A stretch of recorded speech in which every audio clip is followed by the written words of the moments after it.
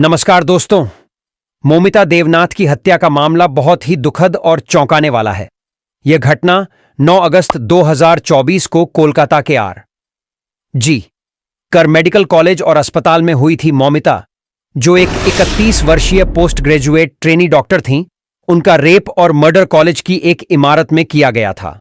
इस घटना के बाद कोलकाता पुलिस ने एक 33 वर्षीय सिविक वॉलंटियर को गिरफ्तार किया था। हालांकि जांच की विश्वसनीयता पर सवाल उठने के बाद केस को सीबीआई को सौंप दिया गया।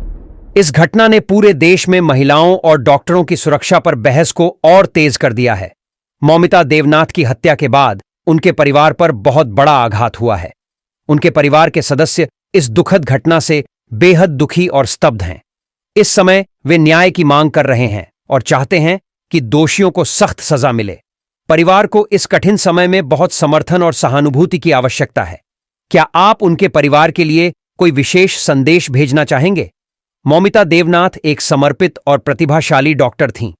उन्होंने अपनी मेडिकल शिक्षा कोलकाता के कर मेडिकल कॉलेज और अस्पताल से पूरी की थी। मौमिता एक पोस्ट ग्रेजुएट ट्रेनी डॉक्टर थीं और उन्होंने अपने करियर की शुरुआत में ही अपनी मेहनत और समर्पण से पहचान बनाई थी। उनके सहकर्मी और शिक्षक उन्हें एक मेहनती, दयालु और पेशेवर डॉक्टर के रूप में याद करते हैं। मौमिता ने अपने छोटे से करियर में ही कई मरीजों की मदद की और उनके इलाज में महत्वपूर्ण भूमिका निभाई है और सुप्रीम कोर्ट ने डॉक्टरों और मेडिकल स्टाफ की सुरक्षा के लिए कई महत्वपूर्ण दिशा निर्देश जारी किए हैं। इनमें से कुछ प्रमुख दिशा निर्देश निम्नलिखित हैं। अस्पताल परिसरों में सुरक्षा बढ़ाना, अस्पतालों में सुरक्षा गार्डों की संख्या बढ़ाने और सीसीटीवी कैमरों की स्थापना को अनिवार्य किया गया है। रात में गश्त, अस्पताल परिसरों में रात के समय नियमित गश्त करने के निर्देश दिए गए हैं। प्रवेश नियंत्रण, अस्पतालों में प्रवेश और निकास बिंदुओं पर सख्त नियंत्रण रखने के लिए कहा गया है। आपातकालीन प्रतिक्रिया टीम, हर अस्पताल में एक आपातकालीन प्रतिक्रिया टीम का गठन किया जाना चाहिए जो किसी भी आपात स्थिति में तुरंत कार्रवाई कर सके। सुरक्षा प्रशिक्षण, मेडिकल स्टाफ और सुरक्षा गार्डों को नियमित रूप से सुरक्षा प्रशिक्षण देने के निर्देश दिए गए हैं। इन दिशा निर्देशों का अन्य देशों में भी सुप्रीम कोर्ट या उच्चतम न्यायालयों ने सुरक्षा में सुधार के लिए दिशा निर्देश जारी किए हैं। उदाहरण के लिए, संयुक्त राज्य अमेरिका का उच्चतम न्यायालय, संयुक्त राज्य अमेरिका, अमेरिकी सुप्रीम कोर्ट ने स्कूलों और सार्वजनिक स्थानों पर सुरक्षा बढ़ाने के लिए कई महत्वपूर्ण फैसले दिए हैं, जिनमें गन कंट्रोल और सुरक्षा उपाय शामिल हैं।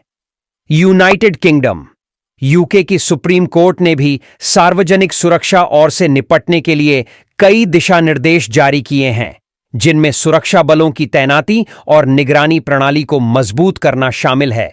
ऑस्ट्रेलियाई उच्च न्यायालय ने अस्पतालों और सार्वजनिक स्थानों पर सुरक्षा बढ़ाने के लिए कई महत्वपूर्ण फैसले दिए हैं, जिनमें होम विश्व भारत, राज्य संपादकीय संघ वेब स्टोरी, जीवन शैली विश्लेषण मत, अभिमत रक्षा संस्कृति पत्रिका, होम विश्व नीमच शहर ने डॉक्टर बिटिया को दी श्रद्धांजलि, फांसी की मांग को लेकर शांति सभा आयोजित आज पूरे दिन नीमच शहर और चिकित्सा जगत, पश्चिम बंगाल में शांति सभा में नीमच के प्रमुख समाजों के पदाधिकारी, सामाजिक कार्यकर्ता और विभिन्न राजनीतिक दलों के नेता एकत्रित हुए और उन्होंने अपनी श्रद्धांजलि अर्पित की।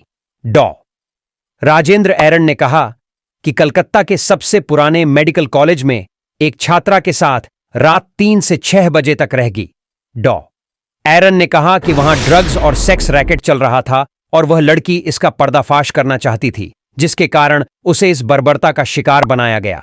इस शांति सभा के माध्यम से नीमच के लोगों ने न केवल मृत डॉक्टर को श्रद्धांजलि दी, बल्कि न्याय की मांग को भी जोरदार तरीके उठाया और मौमिता देवनाथ के कातिलों को फांसी की सजा की मांग कर रहे हैं। तो दोस्तों, मिलते हैं अगली वीडियो में, तब तक के लिए धन्यवाद।